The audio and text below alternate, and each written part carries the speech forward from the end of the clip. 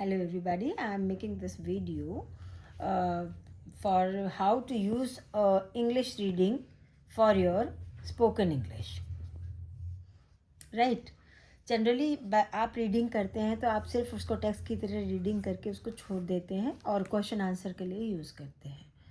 मैं यहाँ पे आपको ये बताना चाहती हूँ कि अगर हमारा टारगेट इंग्लिश सीखना है तो हमें क्या करना चाहिए कि हम रीडिंग करते समय भी कुछ चीज़ें अपनी कलेक्ट करते रहें कि yes this is the line which I will use in my everyday speaking. Like here suppose आपने ये रीडिंग करना है normal. Once upon a time a heroine lived near the edge of a river. The heroine was very proud of himself. अब अगर ये second line हमें मिली, the heroine was very proud of himself. Generally हम इसको नहीं बोलते, भूल जाते हैं, लेकिन अगर आपने यहाँ रीडिंग करते समय इस चीज़ को फोकस कर लिया कि अगर मेरा कोई फ्रेंड ज़्यादा प्राउड दिखाएगा तो मैं ये लाइन उसको बोलूँगा, एवरीडे बोलूँगा, ताकि ये लाइन मेरे दिमाग में बैठ जाए. तो आप उस पर्सन का नाम यहाँ पे बदल सकते हो. जैसे हीरोइन की जगह आपने अपने फ्रेंड का नाम बोल दिया.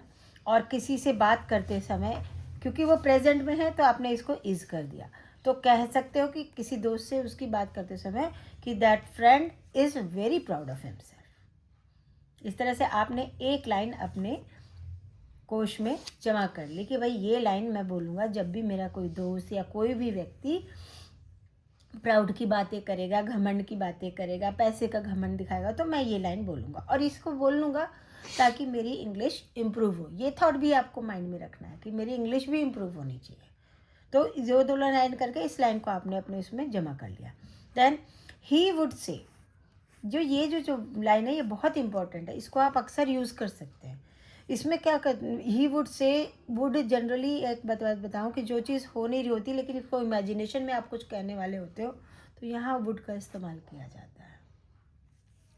Name of the creatures in the forest can match my, none of the creatures in the forest can match my beauty and grace.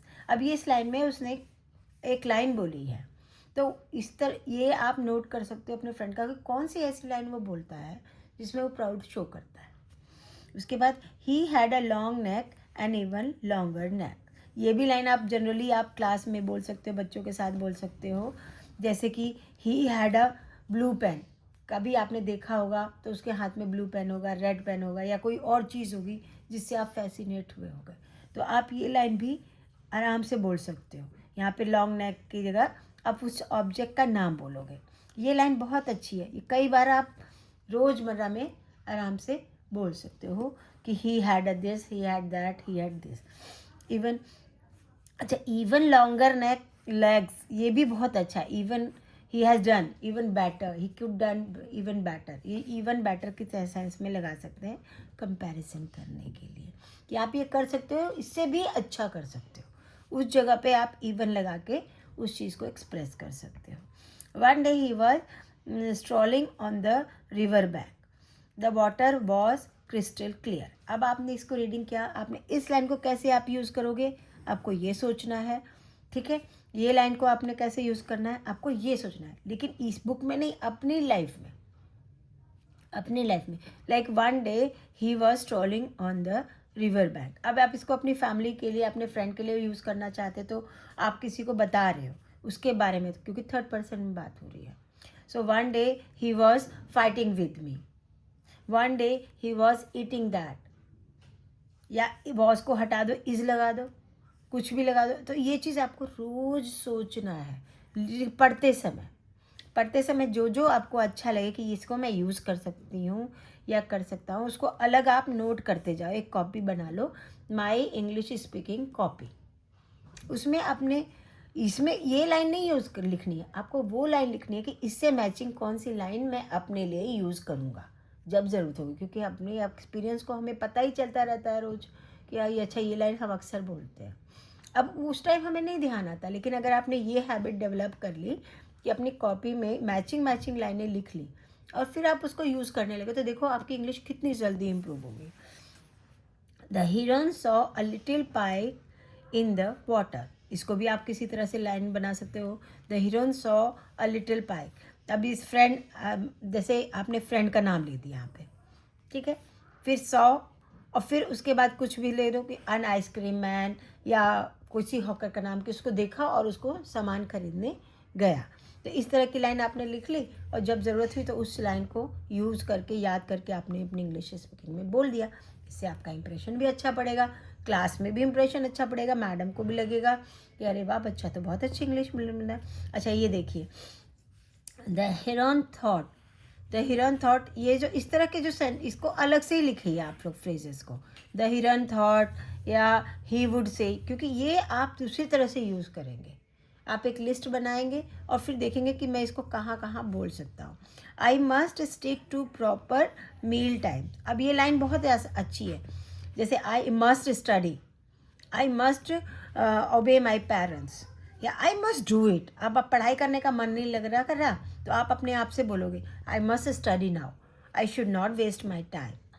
ठीक है, तो ये लाइन आपने यहाँ से सीखी कि I must stick to proper meal time.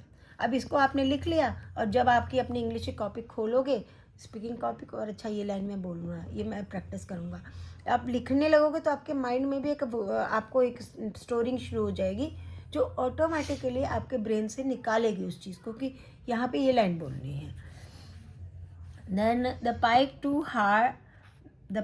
Had noticed the hero. देखिए ये जो फ्रेजेस होते हैं ना, इसका अच्छा मतलब होता है the pike too had noticed the heroine. ये भी आप लगा सकते हो कि उसने भी सोचा।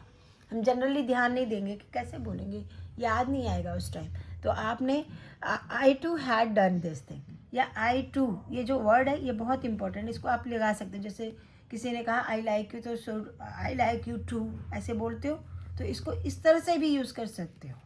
ये चीज़ आपने नोटिस करनी है, उसको बनाना है सेंटेंस को अपने परिवेश में।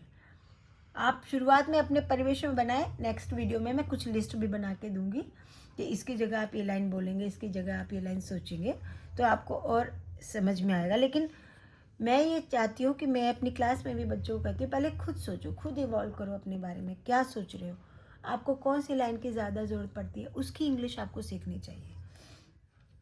ओ dear now this heroine would eat me up, अब इस तरह से है the heroine would eat me up. इसको अगर आप किसी चीज़ में लगाना चाहते हो तो सोच सकते हो, द मतलब फ्रेंड का नाम डाला है यहाँ पे, वुड ईट, और मी आपकी जगह लिखो फ्रेंड का नाम, वुड ईट दिस अप।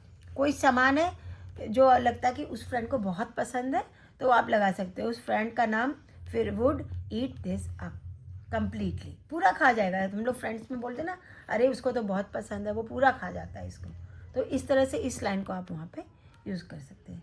तो आई होप कि ये वीडियो आपको काफ़ी हेल्पफुल लगेगी। नेक्स्ट वीडियो में मैं हर लाइन के साथ एक कौन सी लाइन जो आप अपने जो रोज़मर्रा में बोल सकते हो, मैं वो उसकी लिस्ट भी बना दूँगी। Thank you.